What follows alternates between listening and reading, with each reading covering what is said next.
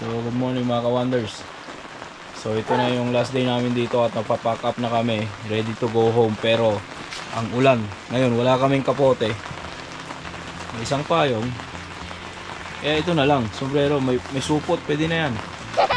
Dahil pa naming ano dito.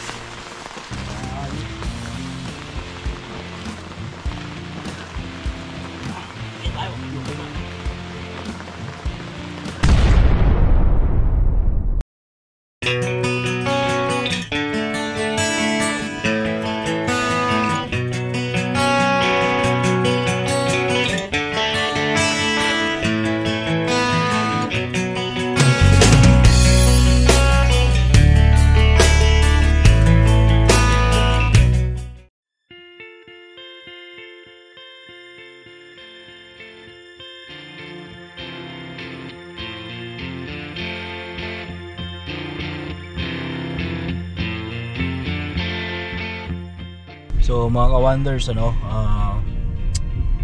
tatapon na kami ngayon ng basura. Yan, nasa harapan namin. Nakakarga sa harapan. Nakakarga sa harapan. Ligo. Tapos maliligo na rin kami. Talagang maliligo, camping life, van life talaga tayo. Van life kami ngayon. Tapos ayun, mag-ano kami sa Calgary. I-meet up ko dyan yung classmate ko ng high school right after this. So yung kakonvoy namin, mga taga Saskatoon, mauna na sila. So magpapaiwan ako dito for one night. And then tomorrow pupunta na, uuwi na rin tayo. So ayun. So syempre after ng camping, kailangan din natin linisin yung mga kalat natin sa campground, no? So ayan, kaso nga lang ayaw natin yung basura natin nasa loob ng kotse. So nilagay ko sa harapan for a short period lang naman mula sa dumping station, kasi bawal, alam ko bawal yan syempre, but make sure na hindi natatakpan yung kung saan may view yung driver, no? Yung side niya. I think this is the amphitheater. So right guys, ang experience namin dito napakaganda. So siguro sabi namin sa group namin, hindi kami magsasawa na bumalik dito kahit medyo malayo ang drive namin. Kasi dito, pag dito ka nag-camp, maraming activities na pwede kayong gawin. Mga hiking, basta marami, kasi maraming mapupuntahan dito sa areas na to, no? But make sure lang na may mga gears and tama yung mga dinadala nyo. Okay guys, so magtatapon ako.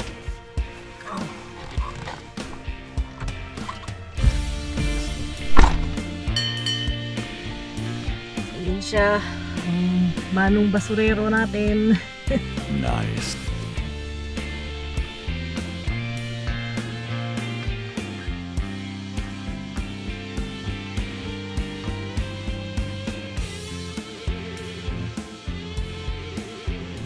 Yung isa dito, maganda yung setup niya, oh. Naglagay siya ng kanyang tent sa taas. Para nga naman iwas din naman sa bear yung ganyan. Safety din. Tsaka at the same time, madaling i-set up yung tent. Tulugan nila doon sa taas. Okay. So tapos na yung basura, make sure na mag-sanitize tayo. Puro basura na. Yung likod namin. Van life kami ngayon, SPC life. So yeah, let's go to washroom. Washroom na tayo, mag-take ng shower. Prepare na tayo. Alright guys, larga. Okay, so ito yung washroom namin. Yan, dyan kami maliligo ngayon. Ligo. Yan si Habi.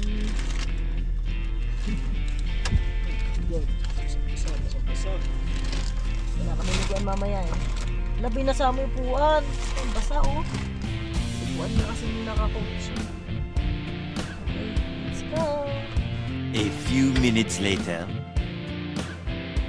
So si Jagin Tala nandito na naman, no? So right now nandito kami sa paligid-ligid dito sa Calgary. Now kakatapos lang ng aming camping. So bago umuwi, i-meet ko ang isang kaibigan, and classmates. Matagal na panahon na hindi ko to nakita. Last time na nakita ko tong taong to, graduation ng high school. So Half your age. almost, Half your age. so that was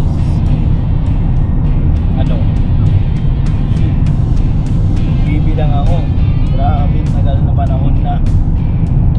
Medyo may edad na kami ngayon. Time na yun, bata-bata pa kami, teenager. So ngayon, ayaw ko sabihin kung anong numero ng edad namin, pero ilang taon nga ba yung bago kami uling nagkita. So teka lang magbibilang ako. 19 years after graduation ng high school nung uli namin pagkikita. 19 years. So kumusta na kaya?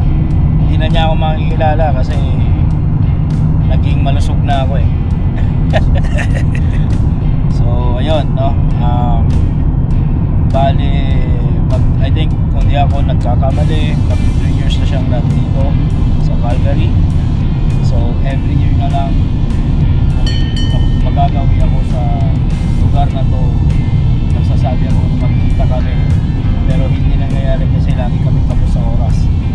So right now, sinadya ko magpaiwan sa mga kagrupo ko. Nagpaiwan kami dito for one night just to meet him. So at least naman hindi magiging drawing tayo. So bigyan tayo ng kahit na konting oras lang para kami siya ulit. Kasi turning 20 years na hindi kami nagkita. Dalawang dekada. So grabe.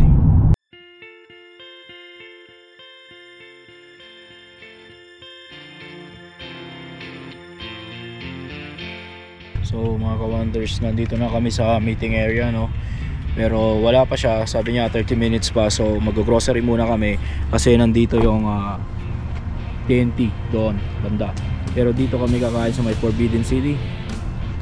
So ayun, so haggard na ang aming mga pagmumuka.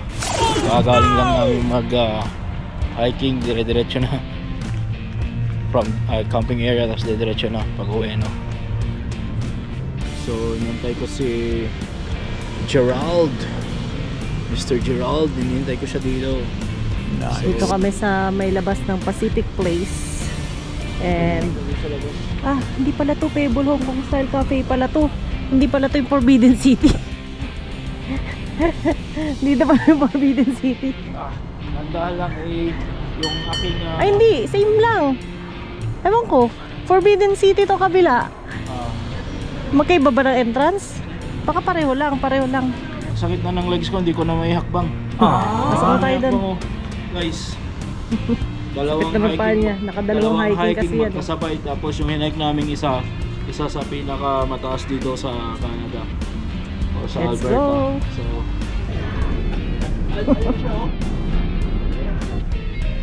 So mga classmate namin dyan, nandito na siya.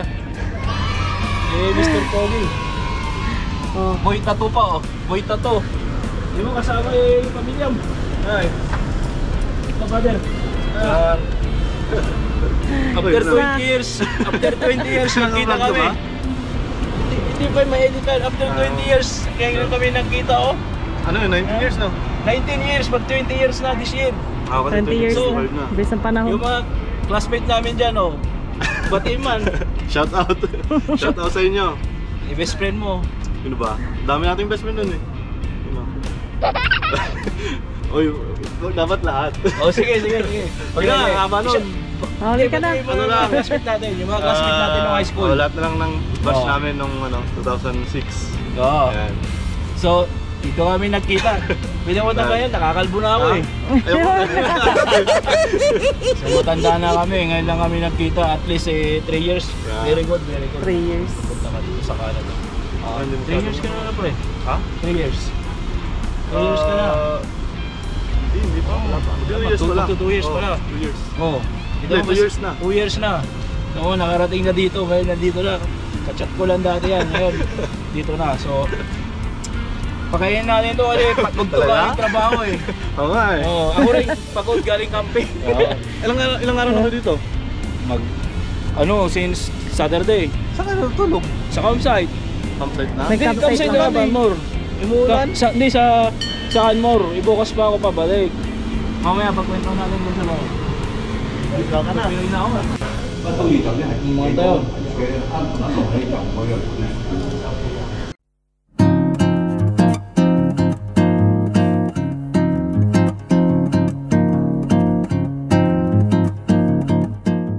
Mga ka-wonders, nag-meet na kami ni paring Gerald, ano? So dito kami ngayon sa Calgary, sa TNT banda. So ay student ko na ito, alam niyo sa Pilipinas kami, ano.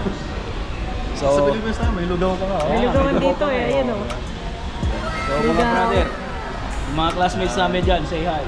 Tagal natin din nagkita for 20 years, matatanda na kami. Ano brother? Batiin mo yung mga batiin namin dyan. Sayo, babatiin mo yung mama ko. Batiin mo na. Mama Sudilio, shoutout tayo. Mahihain to, dati pa mahihain. So, okay lang yan. Diba? Alright. Pag nakainom, hindi. Kailangan mag-inom kami nito. Oo. Dinayo ko siya dito sa Alberta, so kailangan puntahan naman niya ako sa Saskatoon, di ba? Hanggang sa muling pagkikita. No, hanggang sa muling pagkikita. Ngayon ito si Gerald, mahihain to. Oo. Huwag ka nang mahiya. Cut! Hindi, walang cut. Yung mga classmates namin dyan, ngayon nagkita na kami finally after 20 years and 2 years na pinaplano namin magkita. Ngayon nagkita kami. Ito naman siya, tingnan mo, poging-pogi pa rin, oh. Makakailan pa yan. Hindi, Muling pagkikita. Hindi, taon-taon na yan.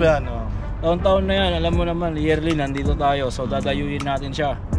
No. Pero gusto ko, next year, pag kasama siya sa camping, kasama siya sa pag-hike natin. Pwede. Diba? Maganda yan.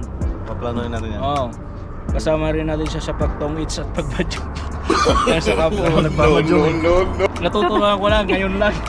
Tinuruan kami Tinuruan ako. sa camping. Ako marunong ako magmadyong eh. Ako hindi. Ngayon lang ako natuto. Alright.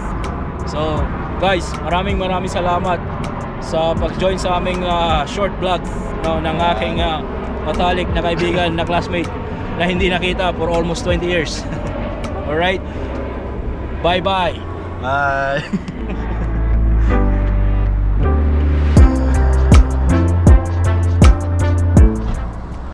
Alright mga wonders, na-meet up na natin ng ating nawawalang classmate for 20 years. Now we're leaving Calgary now, and then we're heading to Drumheller. And then tomorrow, guys, may ipagkita tayo sa mga nahukay na dinosaurs sa Drumheller.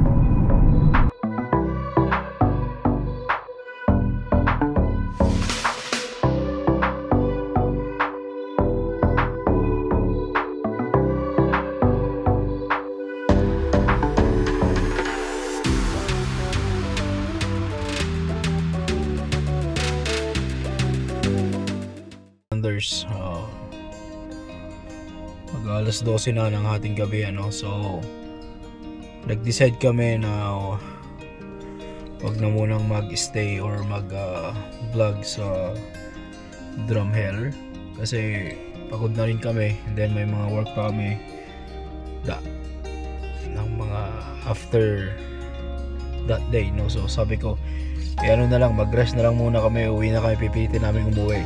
Pero kakalagpas lang namin ng Drumheller dito sa isang gasoline station, matutulog muna kami siguro maybe half an hour para lang ma-regain ang konting lakas kasi malayo-layo pa ang aming biyahe. 4 hours pa siguro or 5 hours, depende kung gaano kami kabilis. And alas 12 na ng hating gabi, ano. So yung kasama ko tulog na dun sa likod, so ako dito na lang ako sa harap. Alright guys, so maraming salamat sa mga viewers namin at patuloy pa rin nanonood kay Ways to Wonder, Jagintala. Alright guys, thank you very much again. And then if you guys new to our YouTube channel and trip nyo on trip namin, please like and subscribe. Thank you. 2 hours later. So guys, good morning.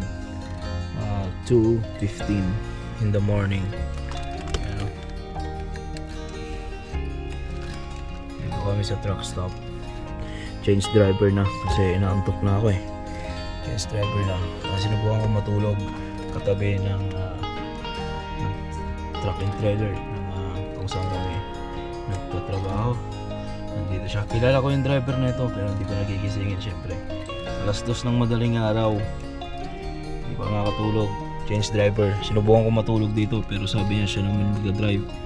So, Makatipid ng oras. siya naman ang mag-drive. Pwede ko yata na kami. Para lang may vlog.